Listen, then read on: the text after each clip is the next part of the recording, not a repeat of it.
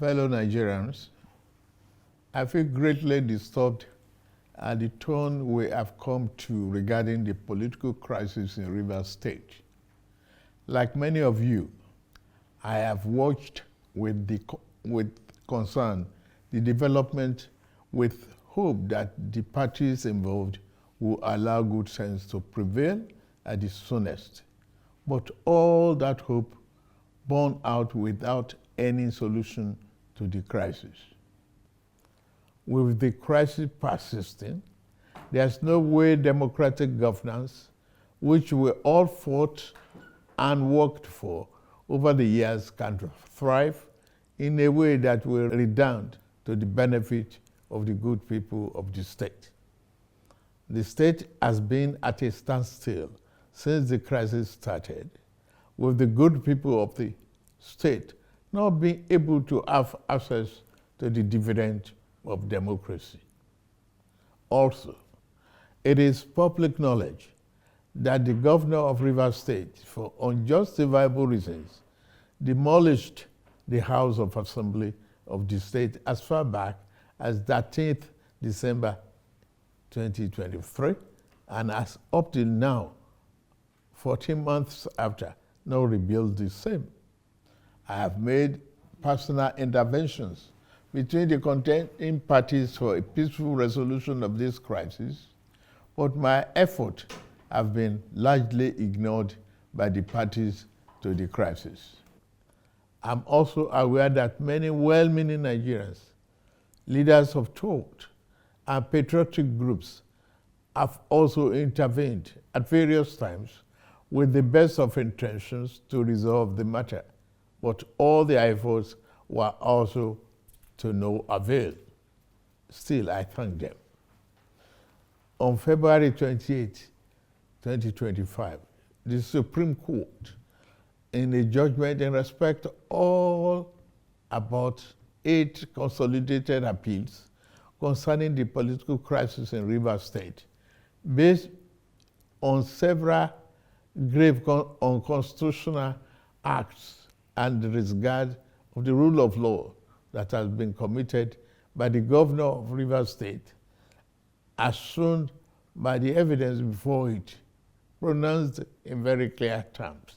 And I quote, "A government cannot be said to exist without one of the 3 arms that make up of the government of a state under the 1999 Constitution as amended.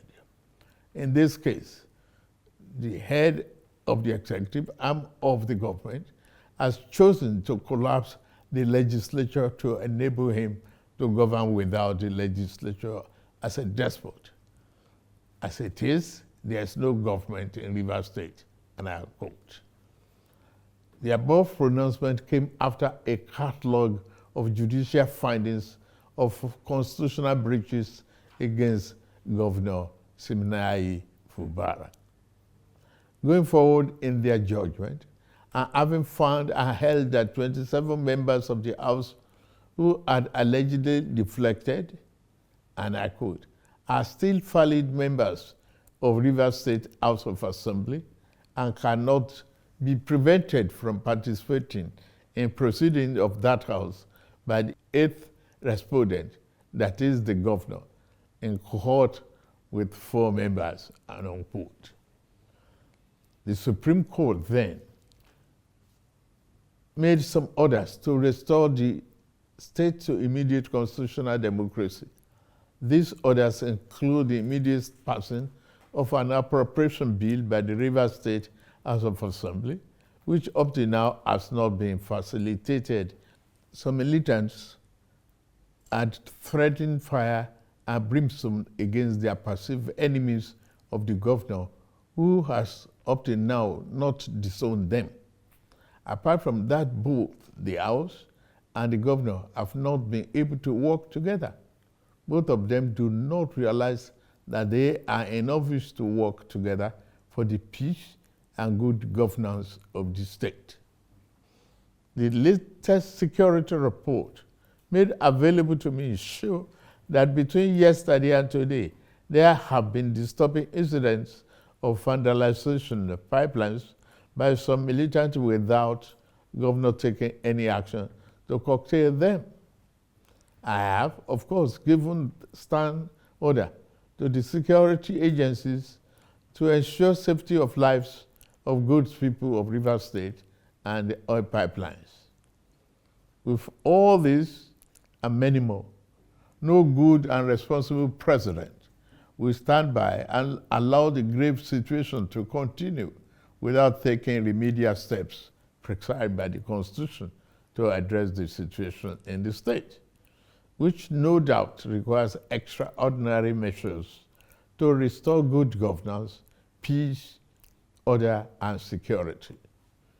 In these circumstances, having soberly reflected on and evaluated the political situation in Rivers State, and the governor and deputy governor of Rivers State, having failed to make a request to me as president to issue this proclamation as required by Section 305, Paragraph 5 of the 1999 Constitution as amended, it has become inevitably compelling for me to invoke the provision of the Section 305 of the Constitution of the Federal Republic of Nigeria, 1999, as amended, to declare a state of emergency in Rivers State with effect from today, 18th March, year 2025, and I so do. By this declaration, the governor of Rivers State, Mr. Similaye Fubara, his deputy, Mrs. Ngozi Odu, and all elected members of the House of Assembly State are hereby suspended for an initial period of 6 months. In the meantime, I hereby nominate Vice Admiral Eboket Ibas, retired, as administrator to take charge of the affairs of the state in the interests of the good people of Rivers State. For the avoidance of doubt, this declaration does not affect the judicial arm of Rivers State, which shall continue to function in accordance with their constitutional mandate. The administrator will not make any new laws. He will, however, be free to formulate regulations and may be found necessary to do his job, but such regulations will need to be considered and approved by the Federal Executive Council and promoted by the President for the state. This declaration has been published in the Federal Gazette, a copy of which has been forwarded to the National Assembly in accordance with the Constitution. It is my fervent hope that this inevitable intervention will help to restore peace and order in Rivers State by awakening all the contenders to the constitutional imperatives, binding on all political players in the Rivers State in particular and Nigeria as a whole. Long live a united, peaceful, secured, and democratic Rivers State in particular. and the Federal Republic of Nigeria as a whole. God bless you all for listening. Thank you.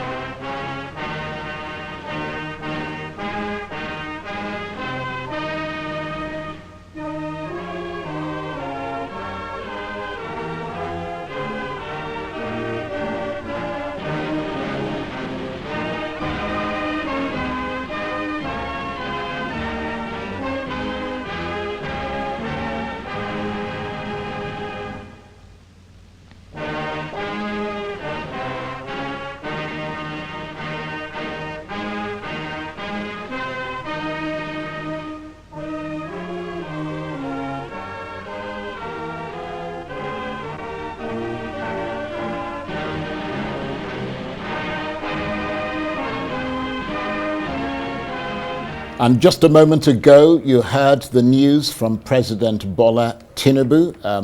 He was speaking about the political crisis that is currently ravaging Rivers State at the moment, and the president has now declared a state of emergency in Rivers State. It's an extraordinary development, but some might argue that this was something that may have been expected. As you know, the State Assembly had launched its impeachment bid to unseat Governor Sim Fubara, shattering a delicate truce that's been in place for a few months now. So everything seemed to be moving in a direction that appeared to upturn politics in Rivers State. But now the president has come out saying that he was declaring a state of emergency in Rivers State, and by that declaration, he was suspending the governor, his deputy, and the State Assembly.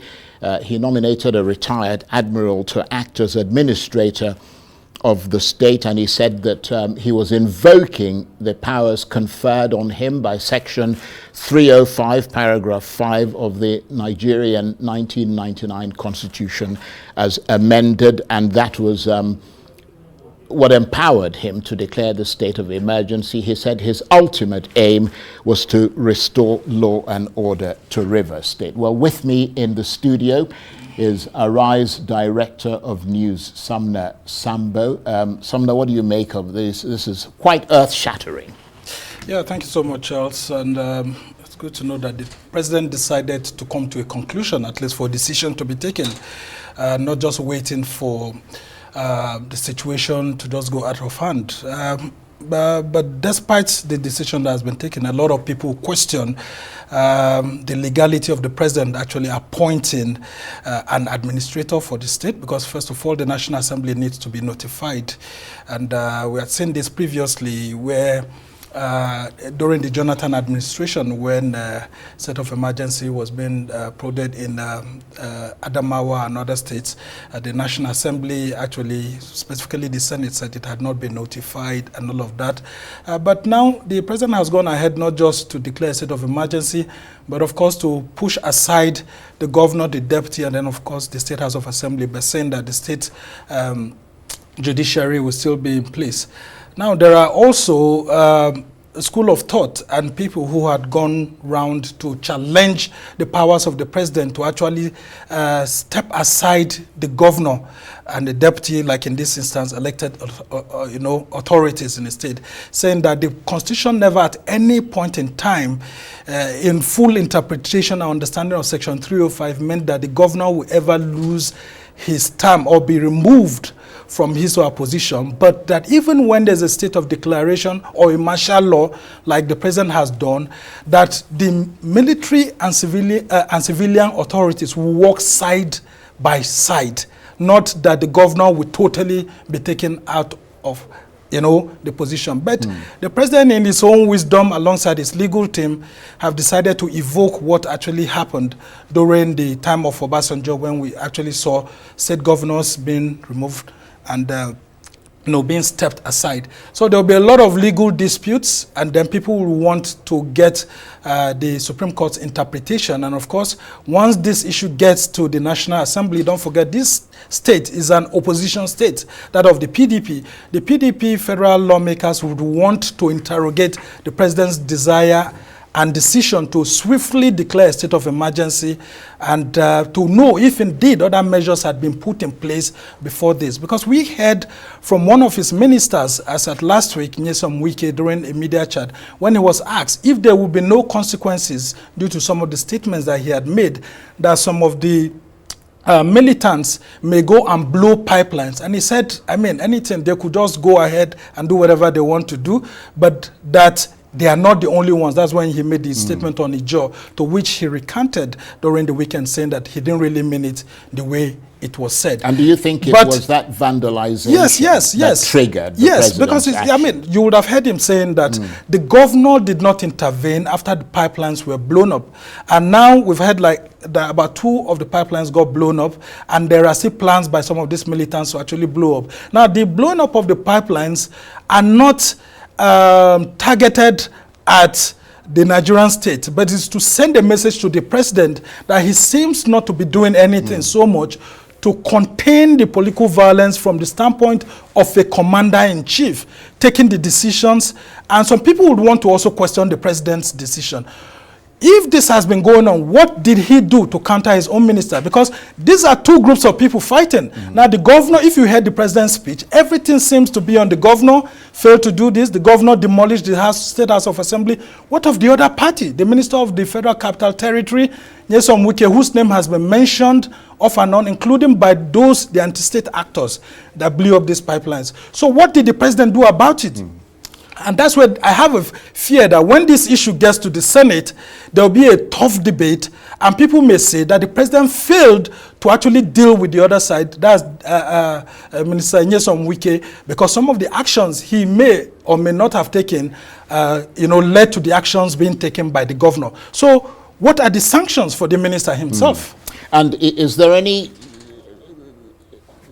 indication from what he said that he was actually listening to the voices of the people of Rivers State? I'm wondering what the reaction to this will be there. Yeah, I mean, it's going to be a very difficult one. He has been meeting with a lot of groups, including the elders of the state. Just last week, he had a meeting with the Pan-Niger Delta Forum, a group of collective leaders from the Niger Delta, where he still sent a message that they should go back home and resolve these issues. And this is not to say that Governor Fubara himself doesn't have a challenge here. He has a very big challenge because he's the chief executive of the state. And that's why you see that the president too is being politically smart by actually putting the troubles at his doorstep. Because no one elected Minister Nyesom Wike as someone who is holding forth for Rivers people.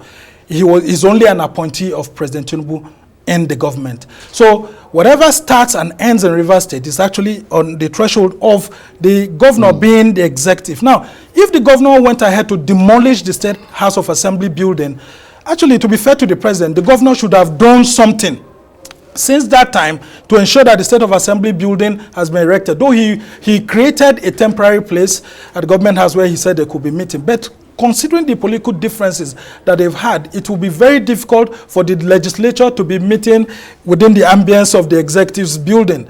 And so that's why you've seen these issues. Now, not quite long ago, some coalition of Rivers people and then civil servants had actually said that they were giving the State House of Assembly 24 hours for them to reconvene, and then for the governor to be allowed to present his budget.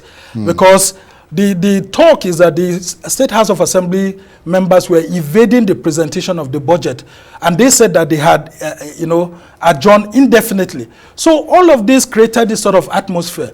But a lot of people will question the sort of advice that President Tinubu is giving by the Attorney General of the Federation. Because I remember when people like Murtala Nyako and all of that were in 2014, when President Jonathan had wanted to declare a state of emergency in those states, like Adamawa and so on, and Borno, it was this same set of people who were in the opposition then, President Tinubu and all of that, and his party members who were forming the APC and all of that, who objected to a state of emergency be declared, and saying that even if a state of emergency were to be declared in those states, that the chief executive officers must be in place. Because the Constitution never anticipated at any point in time that the chief executive should stay away. And some of them brought some sort of arguments that what if the problem is, you know, within the entire federation? Will the president be set aside because there's a chief, because there's a state of emergency, and then a military person will be called upon to come and hold forth and govern Nigeria for like 6 months that the president has said? Then before the president is now allowed to take back his power, will he recover that 6 months later on after his time, or how would that be? Right. And these are the questions that people will be asking. If you're saying the chief executive to be set aside, what will he do after the 6 months? Beyond the questions, what sort of action can anybody take against this? Is there a legal recourse? Yes, a lot of people will seek legal interpretation, because I know some people went to court about these issues where they question, and some of the judges, I think in lower courts, had already issued judgments where they had said that the Constitution at no time anticipated that an elected governor would lose his term for a second or anything. I mean, Charles, you and I know, we've seen the state of emergencies being declared in the US every now and then, maybe due to one issue or the other, including weather emergencies and all of that. We don't see governors being asked to be stepped aside. Although in fairness, those declarations are due to sort of act of nature, emergence. Yes, it's and not, all not of that. Political. Yes, but even if it comes to political, that's what the argument of this other group of people are saying, that in the Western democracies that we copy, you don't see things happening like this when an elected governor will be set aside. But what will happen is that the elected governor will work alongside the martial law that has been put in place to ensure that the problems are resolved. Because even after the duration of the martial law, the same government would still have to work with the same chief executive to resolve the issues. So a lot of constitutional interpretations will come to play here. But like I said, it's commendable that the president has taken an action. Whether the action is right or wrong, well, is what will be left for lawyers, politicians, and all of that. But not taking any decision before now is what was actually terrible. And of course, as a commander-in-chief, you can't just wait and see one state, being brought to. But the other side of it is that, must the president wait until pipelines are blown before this kind of decision is taken? Well, the president would argue that he did try to intervene politically, and that didn't appear to work, and then things worsened from there. But we're starting to get reactions now. We've got the Ijaw Youth Council worldwide. They're saying that they reject in its entirety the declaration of a state of emergency in Rivers State by President Tinubu. That's the first one to come through. I expect there'll be a torrent of reactions pouring in as the day sort of like I said, the political forward. Dynamics of this is the APC-led federal government declaring a state of emergency in a PDP-led state. There are political ramifications. Yeah, and then of course an APC minister is involved. We didn't see or hear of any punitive sanctions against the APC minister. But of course, there are sanctions against the PDP-led executive in the state. So, people will start questioning, aren't there political undertones to this? And then, of course, is this the best solution? Could there have been a better way of getting results? And I will tell you that there would have been a better way of getting results than this state of emergency. And of course, it just seems like the easiest thing to do.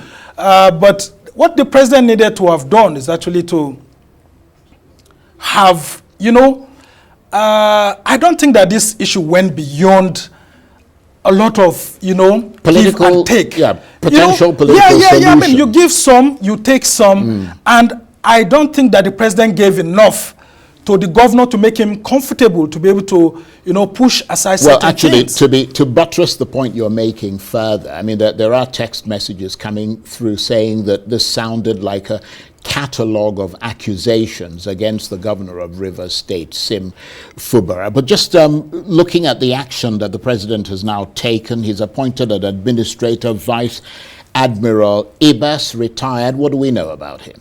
Well, he used to be one of the service chiefs, the former chief of naval staff, and is someone from the region, and he's from Akwa Ibom State. And I think he's someone who will be able to actually, govern the and state. he'll be seen as someone who's down the middle, is he? He's Yes, not like he doesn't have a lot of leaning to political one side or the baggage other. and all of that. I mean, it was a very good thought by the president to have him, because he doesn't have political leanings to the left or right. He's a military man, a very core military person, and he's enjoyed a very good military career. And he was he served under the then government of President Buhari. And so he's got a very good record. And this is not the first time. I mean, in the 60s, we've had state of emergencies being declared. And of course, in the 90s, of course, we had that under military. And then, of course, we had that under Obasanjo too, before these issues of constitutional interpretations and all of that came in. Well, I mean, the administrator, according to the president's speech, will not be able to make any new laws, but he will be free to formulate regulations as may be, quoting the president directly, as may be found necessary to do his job. I am assuming that in the current circumstances, does this now supersede the order of the Supreme Court preventing River State allocations from going to River State? I mean, because he's obviously going to need to that's why I keep the money of the state ticking over in order to get the job done and keep the services functioning. Well, I think, Charles, you've come to that angle I was trying to come to eventually. The president played smart by trying to make sure that there's no anarchy in the state when eventually at the end of the month, no salaries are paid. And of course, River State workers will protest, and then there'll be a disruption of services. So with what he has done now, he has skillfully created a political atmosphere that will allow the federal government to disburse funds to the state, and staff salaries will be paid, and other things will go on without disobeying the Supreme Court, and then of course without making it look like he is for the state governor and all of that. So it's a very smart game that the President Tinubu actually played here. With what has happened now, he will be able to disburse funds to them, because I mean the state must keep on running. But if the old order, as in the old order with Governor Fubara, the State House of Assembly still in place, had been still in place, it will have been pretty difficult for the federal government to release funds. So now what has happened is for the state for the Federal Executive Council to sit as the executive for River State and then go ahead to do other things. Now, these are some of the things that we expected the National Assembly to have done, because this same constitution gives the National Assembly powers to take over the function of the River State House of Assembly. If the National Assembly had taken over the functions of the River State House of Assembly, we wouldn't be in this situation. So that's why I said the APC itself has questions to answer, the APC-led federal government. Why was it difficult for an APC-led National Assembly, for Godswill Akpabio, as the President of the Senate, to work within the challenges that they've had, to actually see that a solution is found? Because one of the things that he had earlier said was that the Senate President, that there were some court judgments that barred him and the National Assembly from taking over the functions. Okay, so when those court judgments were discharged eventually, why was it difficult for the National Assembly to take over the functions of the State House of Assembly and act as the State House of Assembly of River State, and eventually create an atmosphere that will be easier to liaise with the executive in the state and then run the state smoothly without coming to this last resort? Well, beyond what the president said, which, as I said, we're getting text messages, people already saying, we reject this, it's a catalogue of accusations against the governor and so on. From your sort of assessment point of view, because he not only suspended the governor and his deputy, he also suspended the state assembly. I mean, would you say that both sides have lost out politically, or one side? Well, I think the state governor actually lost out more because the State House of Assembly have been on and off. I mean, you've been seeing them, like of recent, they just declared that they had gone on indefinite, you know, they had gone off indefinitely, indefinite recess. I mean, that's the right word. And so I think the state executive is the one that is the biggest loser here. And this is not to also absolve Governor Fubara of some of the challenges. He's a neophyte when it comes to governing a state. And if he had had some prior experience politically, it would have been easier for him to be able to resolve some of these political problems. But because of his lack of political exposure, we've seen this happening and culminating in the executive powers being removed from his hands. So as far as I'm concerned, he's the biggest loser here because there are a lot of discretionary powers given to you as a chief executive officer of a state, and there are ways to win, you know, over your opponents. And in this instance, if it were Wike who was the state governor and this was happening, he would have divided the State House of Assembly and have some people for him and have some people who are against him. But the president too was trying to be smart because in my own thinking, I think that President Tinubu has some sort of sympathy, some minor sympathy, while the majority of the sympathy goes to his minister, Nyesom Wike, as a godfather, and himself, President Tinubu having been a godfather in Lagos. The minor sympathy goes to Governor Fubara. President Tinubu doesn't want Governor Fubara to be impeached. So he had to look for a skillful way of pushing him aside for 6 months, intervene through this drastic measure, and then see if indeed the political atmosphere could be created whereby the governor will come back and eventually he's allowed to complete his term. The problem, of course, is that the president had mentioned in that speech that militants had been threatening fire and brimstone against the perceived enemy of the governor. And the governor didn't come out to disown them or anything like that. Yeah, and that's what I found very disturbing. Yes. That the president said that, he says pipelines have been attacked without the governor doing anything. Yeah, but what did he expect the governor to do? Well, besides, it just happened literally literally a day or so ago. Yes, I mean, what did he expect? The governor is not in charge of the security forces. Besides, so what did he expect? And these people have been threatening over time that, look, if the governor is impeached, they were going to embark on this action and all of that. But the concern now must be, is this action by the president? Because, I mean, as I said, we're getting reactions, and some of them pretty sort of heated reactions. Is it now likely to unleash that fire and brimstone that the president was trying to avoid? And that's my fear, actually, because, I mean, nothing stops these people, these anti-state actors, from going ahead with, you know, their threats. And I can tell you clearly, a victory for the other side, for the weaker side. That's what I'm telling you, that they will think that the majority of the sympathy went to the weaker side. And the weaker group can actually claim to be victors in this circumstance. And Ibas, who's coming in, the administrator, will find it terribly difficult to govern that state because on a normal day, even under the military, these anti-state actors were very prevalent. They understand the state, the mangrove swamps and all of that, better than even the military, the Nigerian military. So if these militants go ahead and start blowing the oil pipelines and all of that, and it hurts the Nigerian economy, who's going to be the biggest loser? It is President Tinubu who will be the biggest loser because his 2025 budget will not scale through. Where will he have the money to run this? And this is what many of us had been saying on TV, on radio, as journalists, analyzing. As of last week, I mean, I was at that media interview. And we asked Minister Nyesom Wike, what if these people go ahead with their threat and blow the pipelines? Don't you think it will affect the country? And of course, his answer is where he has partially led us to some of the things happening. So I think the minister himself needs to calm down and talk to his people more in Rivers State. Mr. Nyesom Wike has a responsibility to make sure that the president's orders actually work through. Because if it doesn't contain some of the things he says, it will still not bring peace to the administrator for him to be able to perform optimally like the president wants. And of course, if we are not careful, the 6 months will be lost and wasted. But I believe that there could be a better political solution to this. And the National Assembly, if they intervene, and political leaders, this state of emergency will not even last more than a week or two. So potentially, Yes.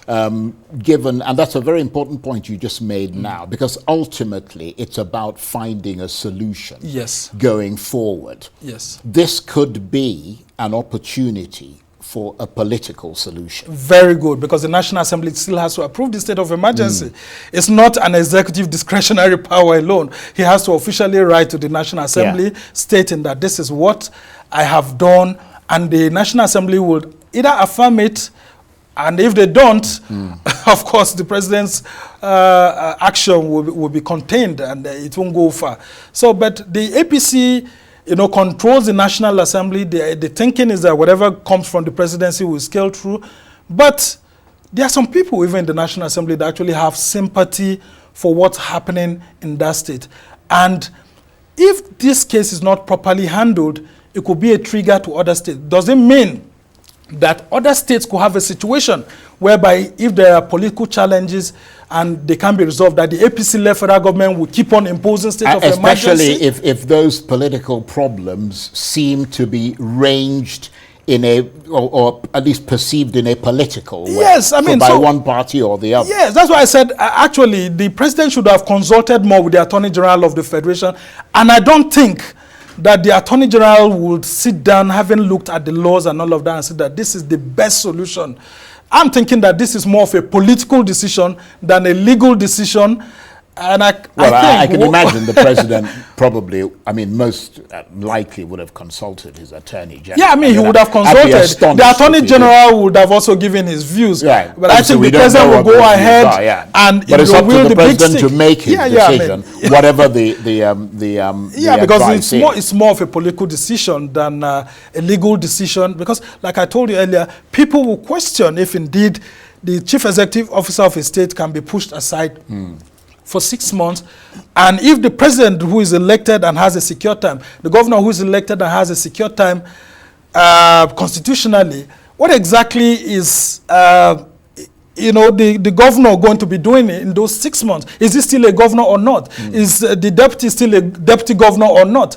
Constitutionally, there are still governors and deputy governors. So that's why the thinking from other school of thought is that the governor and the deputy governor are supposed to be working hand in glove with the administrator to administer the martial law that has been put in place. Well, there's got to be some period of handover, though. Somebody has to hand over to him, because he's coming from somewhere else. And but does he have the experience of running the state? Well, I don't know. He doesn't. He's just a military man. Unless he's just going to be a figurehead. He's just going to. So who are those that will be administering the policies? The APC-led federal government administering the policies of a PDP state. Yeah. Those are the political interpretations that people will give to it. And this is a critical state, one of the 3 swing states in Nigeria that you need to win an election. Could it be a prelude to 2027 to weaken Rivers State so that it becomes much more easier for you to harvest the votes in 2027? Is it a warning signal to other opposition governors that if they don't toe the line of the governing party at the center, that they could also be victims of a state of emergency? These are political interpretations that people will give. But of course, like I said, no commander-in-chief will sit down and watch a state governor refusing to take action to curb the violence that we are seeing. And then the number one sin that the president cannot be forgiven, that the governor cannot be forgiven, is the decision to actually destroy the State House of Assembly building, because a lot of people have been saying 1 or 2 things about it, and the governor has not come out clearly to actually free himself of that allegation. So once you do that, the president can hide under that pretext and say, look, you have created a draconian situation where there's no State House of Assembly, the voice of the people, and so I have no choice than to also declare a state of emergency. Sumner, for the moment, thank you very much indeed. It's great to have you here and to have the benefit of your analysis. Sumner Sambo is Arise Director of News, as you may know as well. He has been also the political editor at Arise News. And just to remind you, before we have to take a break, that the President of Nigeria, Bola Ahmed Tinubu, has just addressed the Nigerian people regarding the situation in Rivers State. He said that in the circumstances, given the political crisis that have been ravaging the state, in the circumstances that he had soberly reflected on and evaluated the political situation there. And in his words, the governor and deputy governor, having failed to make a request to him as president to issue, he's now bound to issue this proclamation as required by Section 305, subsection 5 of the 1999 Constitution as amended, and that it has become inevitably compelling for him to invoke that provision to declare a state of emergency in Rivers State. The upshot is that he has declared a state of emergency. Just to add that Ibas is actually from Cross River State, not from He is from Cross River Akwa State. Ibom. Okay, Yes, and that's an important point. And of course, Yes, we will actually. be getting into this. Prime time is coming up in about 20 minutes from now. We will be analyzing, assessing all of this, and bringing you the latest news as it continues to evolve. But so a bit of an earth-shattering announcement by the president. He's declared a state of emergency in Rivers State. I'm Charles Anyegolu, and with me here, Sumner Sambo, and Arise News will continue to get into this story for the foreseeable future. We'll take a break, and there'll be more coming up.